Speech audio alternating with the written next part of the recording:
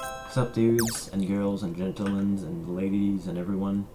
Um, Today I decided to make a guide how to be a good white hive, show people what amulets you want, show people how to boost as a white hive and what hive you want and the mutations and everything. I'm gonna go in depth of how everything works.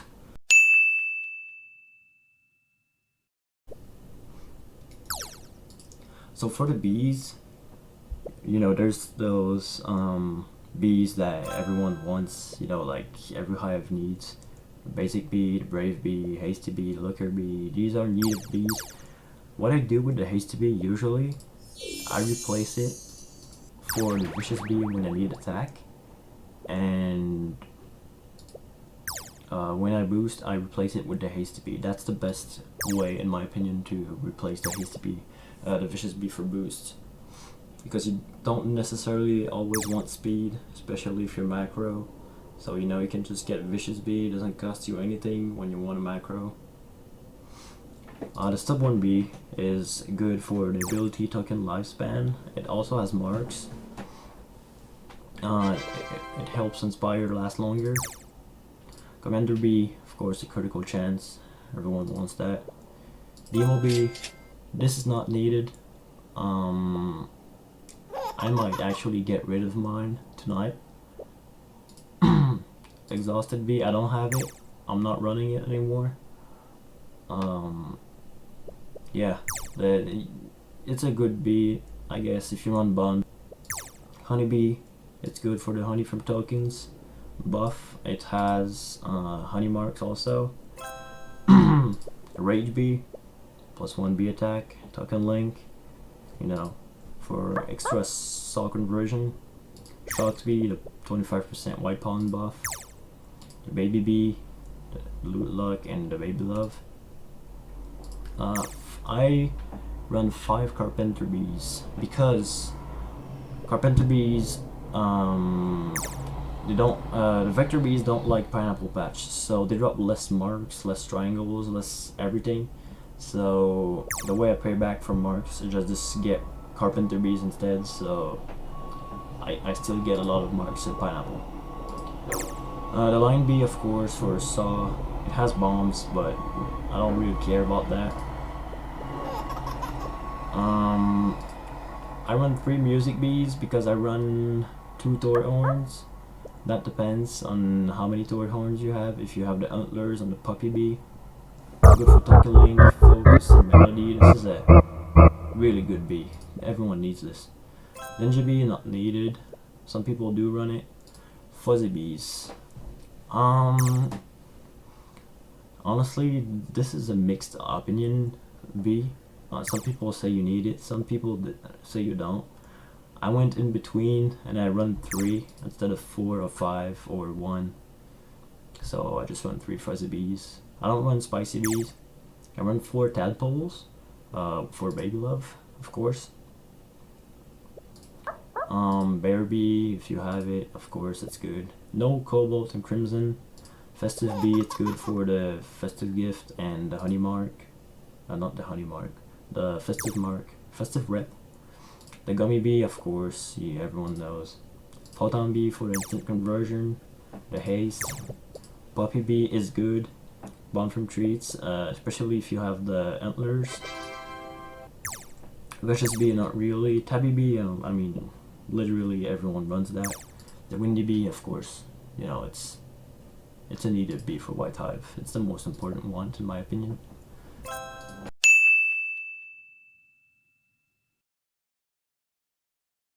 Right, so now for the amulets. Starting by the King Beetle amulet, you want bee attack, and that's pretty much it. You don't really care about the fields because they give, it doesn't give white fields. The End Challenge amulet. Now this can vary a lot. You either want pollen, 5% pollen, always, not less, or attack. Now, I run pollen. Some people might like attack for the saw to convert more. but you know, it's about the same thing, because if you have pollen, the sock collects more still. Pollen gets multiplied by the marks, by baby love and everything, so pollen is very good. So I'll see it like this: you have 5% pollen, you have a baby love, it goes into 10% pollen. You have marks, it goes to 25. You have the baromorph, it goes to 50. You know, it all stacks up like that. The moon amulet, I run pineapple patch pollen and white pollen. I used to run white pollen and pollen, like base pollen, because it got multiplied, but I decided to run pineapple patch.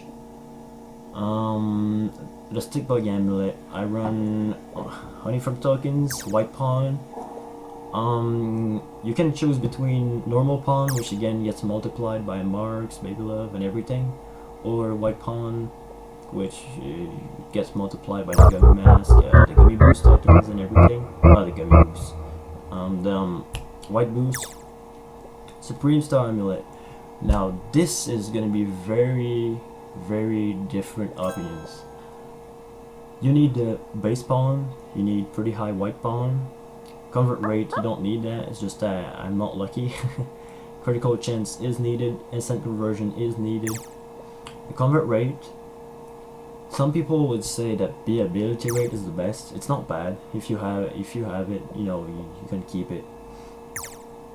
But I personally prefer pollen from bees to have bigger gums.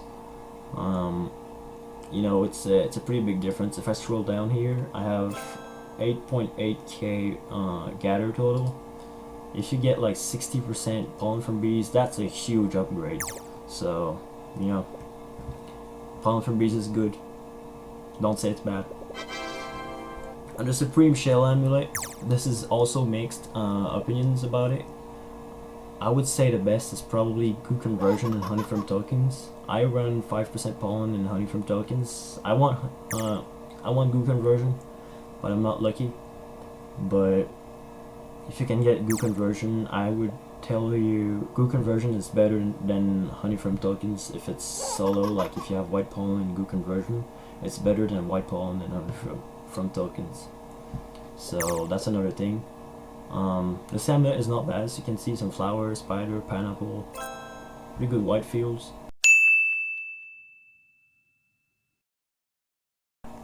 Now the bee equips. I have reindeer antlers. Those, if you don't have them, you can't really run them. I run 2 toy horns. I can't show you the stats, unfortunately, because on it doesn't want to fix the damn glitch. Beesmith 3 hat. I have 3. They all have ability rate. I have one on the bear bee, the windy bee, and the gummy bee. Those are essential bees to have the ability rate on.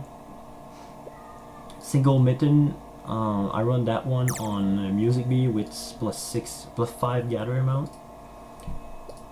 For the reason I run the single mitten is because it has +5. I think this one has +5 gather amount. The reason why it's good, it's better than 25 or 30% gather amount. Let me find this real quick. So see here, I have +4 gather amount, and it's 153 per second. So let me find it. See here, it's +20%. People usually think that 20% is better, but it's actually not. As you can see, 138. This is only +4. It can go up to +6. 153. So the reason this is better, pollen from bees. So you take 4%. You take 4 +4 gather. You multiply it by this. It's gonna give you more pollen broth from just adding 20% to the existing gather that the bee has. That's a really good tip. Now, on the higher gather bees, say festive bee, it's better to have percentage gather amount. Same for the fuzzy bees. Now, of course, this depends on a lot of things, but yeah. Right. And I run the festive rep to the snow tiara, of course. 2 single mittens, peripherangeal on the photon bee. 2 toy drums. Those have gather amount, I'm pretty sure. For the haste, they're good. Beastman stops. I run one on the looker bee for extra focus.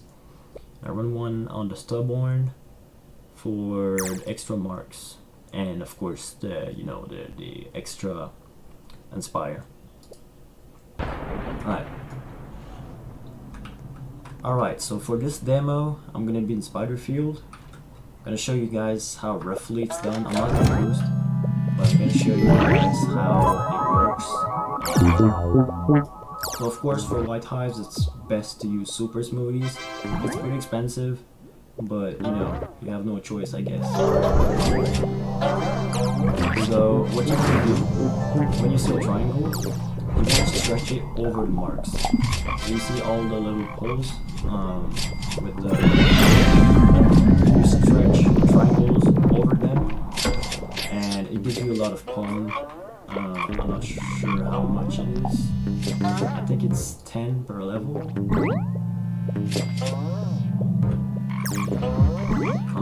Yeah, roughly. I don't want to make the mats and everything. So you want to stretch the triangles over the marks. Now another thing you want to make sure you do is once you have a gum star, you want to collect all the inspired tokens that you possibly can and the triangle tokens. You want to try to collect the inspired for the triangles because you want to have inspired for the triangle. It just makes sense, inspire doubles the power and everything. It's really good to make gum stars big. Another thing you want to know is that when you boost as a white hive, it's best to macro gumdrops. Like just have a key presser that spams it, because the auto gumdrop is pretty bad. It doesn't always use the gumdrops, and the more gumdrops you use, the more chances you have of having gum stars. That's a really good point right there.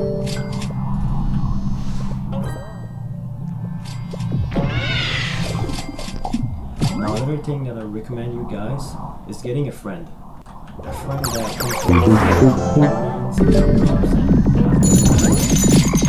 extra gum stars. It's good to grow the gum stars and it gives you extra glue in the field. And the jelly beans, you have extra chances of getting periwinkles, marigolds, and stuff like that, which is really good to have huge gummy stars also. Slates too.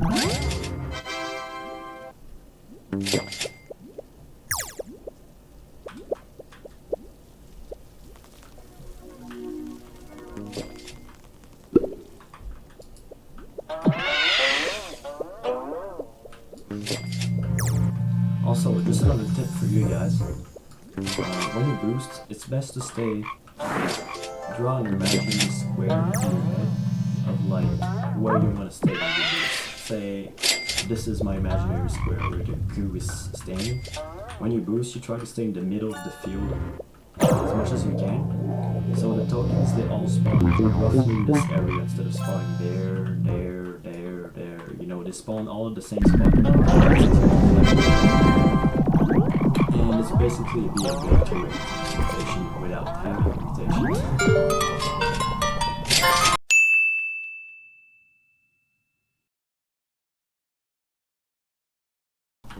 Now, the mutations. These will change a lot depending of what people like. Personally, I tend to get a lot of gather mutations on my bees, especially the vector bees. I do have 2 with ability rate, but it's not that great. Ability rate is not too good. I mostly run it on the music bees. I'm missing this one. The brave bee for inspire, the stillborn bee, soon the looker bee. The carpenters. Some people say to run the ability rate, but honestly, I used to do that. I'm gonna make mine +6 gather soon, because it's best, in my opinion. Of course, it changes. People think other ways.